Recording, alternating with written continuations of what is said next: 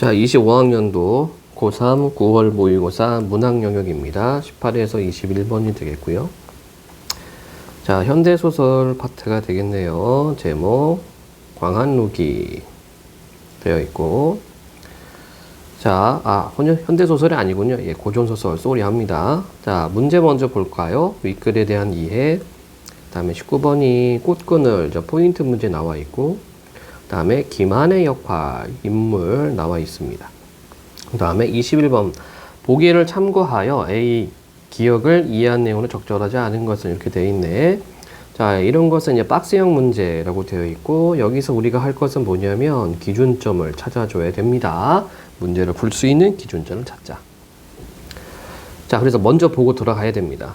자, 광한루기는 수산이라는 호를 쓴 사람이 춘향전을 바탕으로 지은 한문 소설로 총 8회로 이루어져 있다.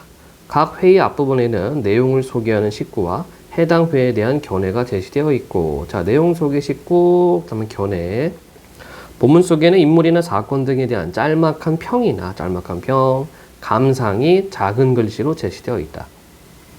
광한루기의 독자는 이와 같은 다양한 비편적 견해를 이야기와 함께 읽으면서 작품을 감상할 수 있다. 자, 그러면 A 부분과 기억 부분은 뭐란 얘기입니까? 어떤 이야기에 대한 감상평이 있다는 얘기가 되겠죠? 자, 그럼 보도록 해봅시다. 광한루기 제1회 봄놀이. 오작교에선 선낭이 봄바람에 취하고, 선낭, 선은 신선, 낭은 산에, 그러니까 신선 같은 산에 선낭. 버드나무 언덕에선 가인이 그네를 띠네. 가인, 아름다운 사람. 자, 그러면 우리가 방금 박스에서 뭘 봤습니까? 박스에서 자, 본문 속에는 인물이나 사건 등이나 짤막한 평이나 감상이 있다라고 얘기를 했습니다. 그래서 작은 글씨로 제시되다 이렇게 되어 있죠. 그리고 앞부분에는 각 회의 앞부분에는 내용을 소개하는 식구가 있다고 얘기를 했어요. 바로 요게 내용을 알려주는 식구가 되겠다. 자, 그렇다면 이때 설랑을 누굴 의미합니까? 이몽룡을 의미하겠고, 이때 가인은 누구? 춘향을 의미하겠네요. 자, 본문 보도록 하겠습니다. 광한루기는 작품 전체의 제목이다. 광한루가 없었더라면 이도린이 놀러가지 않았을 것이요. 이몽룡이 아니라 이도린이군요. 예, 이도린이 놀러가지 않았더라면 춘향이 이도린을 만날 수 없었을 것이요. 춘향이 이도린을 만나지 못했더라면 8회로 구성된 한 편의 작품이 무엇을 바탕으로 탄생할 수 있었겠는가? 광한루 하나가 공중에 솟구쳐 있었기에 이도린이 놀러갈 수밖에 없었고, 춘향이 이도린을 만날 수밖에 없었으며 8회로 구성된 한 편의 작품이 만들어질 수밖에 없었다. 한마디로 뭡니까? 광한루가 있기 때문에, 이도린이 이쪽으로 놀러 갔기 때문에 이 이야기가 이렇게 제시될 수 있었다라는 얘기죠. 자, 그러면 1, 2, 3번 선제 우리가 제껴볼 수 있겠습니다. 자, 1번 A에서는 식구를 활용하여 했죠. 봄바람과 버드나무 언덕이 어우러진 봄날의 분위기를 보여주면서 했죠. 해당 회의 배경을 드러낸다. 맞습니다. 자, 2번 A를 통해 해당 회의의 주요 공간이 광한루를 소개하여 했고, 그 공간의 역할 드러냈습니다. 예, 만남의 공간. 3번 A에서는 두 인물이 만나게 되는 계기를 서술하여 했고, 서사 전개의 개연성을 보여주는 걸 했죠. 예, 그 이도린이 이 광한루로 가게 됨으로 인해서 춘향이를 만나게 되었다. 자, 중략 부분. 그네 뛰는 모습을 이도린이 보고 자기도 모르게 눈앞이 어질어질하여 김한에게 말했다. 너는 저런 것을 본 적이 있느냐? 저것이 금이냐 옥이냐? 아니면 귀신이냐? 그것도 아니면 선녀냐? 너는 저것을 아느냐? 김한이 대답했다. 자, 우리 김한이라는 인물을 우리가 정리를 해줘야 되겠죠. 김한과 관련된 문제가 있었기 때문에. 금도 아니고 옥도 아닙니다. 낙수에 빠져 죽은 이의 넋도 사라지고 양대에서 구름과 비를 만들었던 여인의 일도 이제 아득하기만 한데, 어떻게 귀신 같고 선녀 같은 아가씨가 요즘 세상에 나타나겠습니까? 그렇다면 누구란 말이냐? 이 사람은요? 이 사람이 누구냐? 도련님께서는 교방행수기생 월매를 기억하시는지요? 이게 무슨 말이야? 자, 이렇게 작게 쓰고 있죠? 자, 이게 바로 뭐예요? 평이란 얘기죠, 평. 저렇게 젊고 아리따운 여인을 어떻게 반쯤은 쭈글쭈글해진 노파에다 비교할 수 있느냐? 저 사람은 월매의 딸 춘향입니다. 노래도 잘하고 춤도 잘 추며 글도 잘하고 바느질도 잘하며 그 용모와 자태는 정말 절색입니다. 남원의 절색일 뿐 아니라 도내의 절색이요. 도내의 절색일 뿐 아니라 국내의 절색이라 해도 손색이 없습니다. 자, 이 부분 보니까 이제 연세법을 좀 쓰고 있죠. 예. 표현 방식입니다. 이도린이 매우 기뻐하여 말했다. 풍류를 즐길 만한 인연이 정말이지 다른 데 있는 것이 아니구나. 네가 가서 불러오거라. 도련님께서는 저 아이를 불러다가 무엇을 하시려고요? 고운 얼굴 한번 보려고 그런다. 어찌 그렇지 않을 수 있겠는가. 자, 이게 다 뭡니까? 예, 평을 들어가고 있는 거죠. 자, 지금 기억 부분이기 때문에 문제 한번 21번 문제 들어가 보겠습니다. 4번. 기억은 인물의 말에 대한 평을 통하여 맞고요. 독자에게 이도린의 반응이 당연하다는 점을 강조해 보여준다. 그렇죠? 서리법을 썼기 때문에 맞는 설명이 되겠고 5번. A와 기억을 통해 독자에게 작품의 감상법을 다양하게 설명하여 이거 했나요?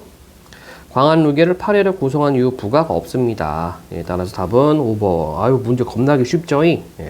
다시 지문입니다. 3점짜리 그냥 꿀꺽. 지문. 도련님께서 저 아이를 보시고 무엇 하시려고요? 눈치 빠른 기만. 내가 이 일을 하든 저 일을 하든 네가 알아서 못하느냐? 부른다 해도 저 아이는 오지 않을 것입니다. 오가노고는 저 아이한테 달렸지 너한테 달리지 않았으니 너는 그 새 주둥이 같은 입을 그만 닥치거라. 이에 기만이 머리를 떨고 갔다. 자, 장면 달라지니까 우선 끊고, 자, 위에서 이도린이 그네 타고 있는 춘향이를 발견하고 첫눈에 반해버렸습니다. 그래서 기만으로 하여금 불러오라고 했는데 기만이 쟤 안 올 텐데요? 라고 얘기를 했어요. 그래도 막무가내로 이도린이 불러오라고 했습니다. 원래 춘향은 풍경을 즐기려는 옆집 여자아이를 따라 나온 것이었다. 채색줄로 만든 그네를 탔는데 봄바람에 옷자락이 흐트러져 버드나무 가지를 꽉 잡은 채 그네를 멈추고 온 매무새를 바로잡으려 했다. 그때 갑자기 광활루 위에서 사람의 말소리가 들리자 이게 누구지? 역시 작은 글씨로 평 들어가 있어요. 춘향은 몸을 돌려 꽃그늘 속으로 들어가 숨고서는 주변을 둘러보았다. 자, 꽃그늘 나왔죠. 이도린이 꽃무늬가 있는 작은 종이를 손에 쥐고 홀로 광활루 동쪽 난간에 기대어 있었는데 그 모습이 티 없이 맑아 춘향은 은영 중에 찬탄하는 말을 내뱉었다.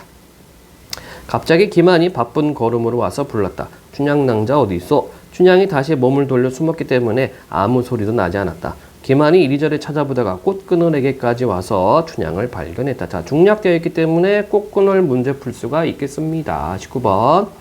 가장 적절한 것은 춘향이 그네를 타기 위해 기다리는 장소 아니고요. 춘향이 기만을 기다리며 머문다 아니고요. 춘향이 몸을 감추고 이도린을 바라보는 장소 맞죠? 기만이 이도린을 만나서 대화를 나누는 장소 아니고요. 이도린이 춘향과 만나기 위해 미리 약속한 장소 아니다. 문제 왜 이렇게 쉽죠? 19번의 답은 3번입니다. 자, 중략 부분. 기만이 웃으며 말했다.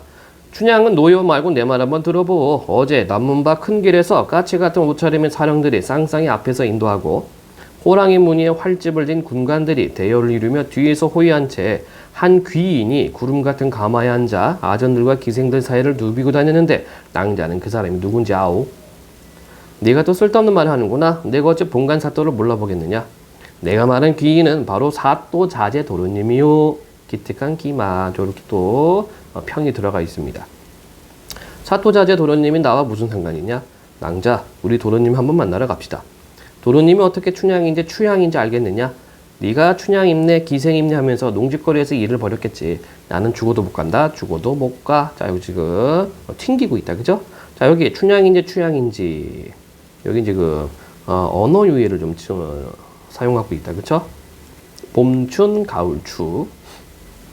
춘향낭자, 그대는 현명하고 지혜로운 사람이면서 이다지도 사리를 분별하지 못하고 속담에도 까마귀 날자 배 떨어진다라고 했듯이 도련님께서 춘흥이 바란 것이 우연히 오늘이며 낭자가 그네 뛰며 논 것도 마침 이때니 이는 참으로 그렇게 하지 않았는데도 그렇게 된 것이요. 도련님께서 낭자를 보시고는 귀신이냐 선녀냐라고 물으시기에 귀신도 아니고 선녀냐 아닙니다 라고 말했고 그럼 누구냐라고 하시기에 행수 기생의 딸입니다 라고 말했소. 젊은 사내가 어찌 한 번쯤 그 아름다움을 살피려 하지 않겠소? 춘향낭자는 잘 헤아려서 처신하시오.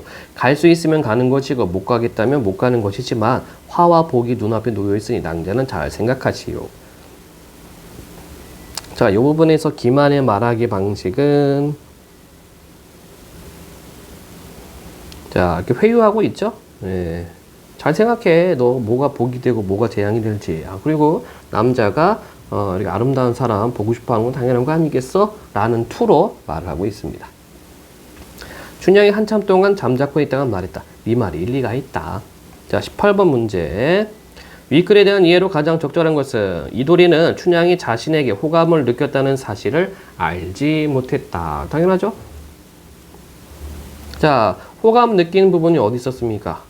바로 이 부분, 윗부분에 꽃그늘 속에서 춘향은 은연중에 그 모습이 티없이 맑아 춘향은 은연 찬탄한 말을 내뱉었다. 요거죠? 요거를 지금 이도리는 어떻게 알아? 모릅니다.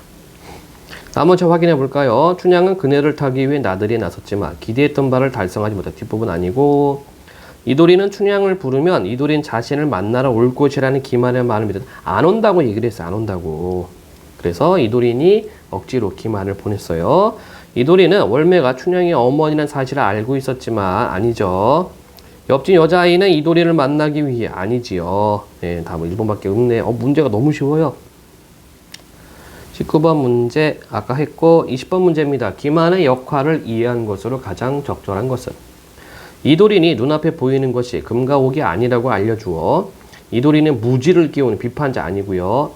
이도린에게 춘향이 선녀 같은 아가씨라고 말하여 이도린이 춘향의 고귀한 신분을 알게 한다. 아니죠. 예, 월매의 기생의 딸이라고 얘기를 했습니다. 이도린에게 풍류를 즐길 만한 상대가 춘향이라고 이야기하여 이도린이 춘향을 부르게 하는 중개자 역할 그것도 아니고 춘향에게 춘향 자신이 지혜로운 사람을 일깨워 주어 춘향이 이도린을 만나지 못하도록 방해자 아니죠. 춘향에게 이도린과의 만남은 거듭된 우연으로 이루어진 인연임을 알려줬고 두 사람을 만나게 된 매개자 역할을 하고 있습니다. 답은 5번. 문제가 너무 쉽습니다. 예, 너무 쉬워요. 자, 이렇게 해서 수산의 광안루기 지문 분석 및 문제들 풀어봤습니다. 너무 쉬워서 따로 코멘트 하지 않겠습니다. 끝!